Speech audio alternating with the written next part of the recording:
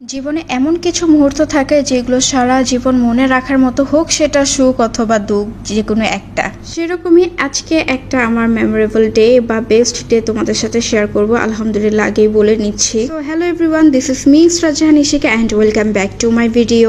সেদিন আসলে এক্সাক্ট কি দিন ছিল বা কি উপলক্ষে আসলে আমরা এই তারাবাতিগুলো জ্বালিয়েছিলাম সেটা আমার আসলে মনে নেই, যেহেতু এটা অনেক দিন আগের ভিডিও। ইনঅ্যাক্টিভ থাকার কারণে অনেক ভিডিও জমেছিল, তাই সিরিয়ালি আমি দিচ্ছি। এটা অনেকেই হয়তো বা জানো, ইনফ্যাক্ট আমি প্রতি ব্লগেই তোমাদেরকে বলে থাকি। যাই হোক, সবাই এটা বাদ দাও, আনন্দ করেছি, এটাই হচ্ছে মেন থিং, তাই না বলো? আমার যতটুকু মনে পড়ে সেদিন হয়তো বা আশুরার দিন ছিল, তাই পুরান ঢাকায় এই দিন খুব সবাই আনন্দ করে থাকে। তো সেদিন আসলে তারাবাতির গুলো পেয়েছিলাম আলহামদুলিল্লাহ, কারণ সচরাচর তারাবাতি কিন্তু জ্বালানো যায় না বা পাওয়াও যায় না। আর আমার তারাবাতি তো আরো আগেই জ্বলে না, কারণ আমার লাকটাই এরকম। যাই হোক, ফাইনালি এতক্ষণ পর আমার তারাবাতিটা জ্বললো, মানে ভিডিওর পুরো 1 মিনিট শেষ, এরপর আমার তারাবাতিটা জ্বললো। তারাবাতি জ্বলার সাথে সাথে আমার মনে হচ্ছিল আমি আমার সেই ছোটবেলায় ফিরে গিয়েছি, কারণ এইগুলো তো সচরাচর এখন পাওয়াই যায় না। বাট কেন পাওয়া যায় না সেটা আমি জানি না, পাওয়া গেলে তো অনেক বেশি ভালো। এটা আবার চালু হোক, আমি চাই। আমরা এবার ভাগ করে নিয়েছিলাম সবাই, কারণ সদস্য যেহেতু বেশি এবং তারাবাতির লাইটও ছিল মোটামুটি কাইন্ড অফ বেশি বলা যায়। সো আমরা ভাগ করে নিয়েছিলাম যে পার পার্সন আমরা 2টা করে জ্বালাবো, মানে পুরো একদম ছোটবেলার মতো, যে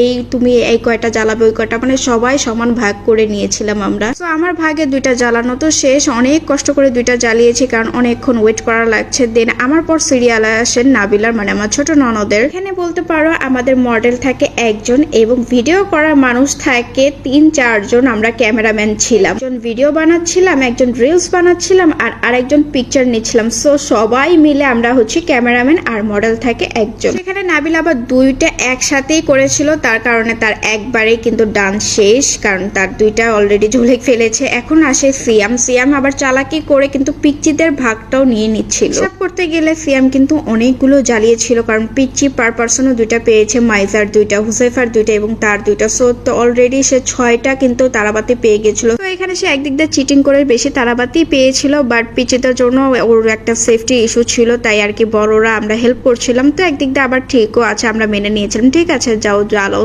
তুমিও জ্বালাও, আমার জীবনও জ্বালাও তুমি, তারাবাতিও জ্বালাও তুমি। যাই হোক, এখানে সে মাইজারটা জ্বালিয়েছিল, তার ভাগেরটা সে জ্বালায়নি, এত চালাকের হাড্ডি সে।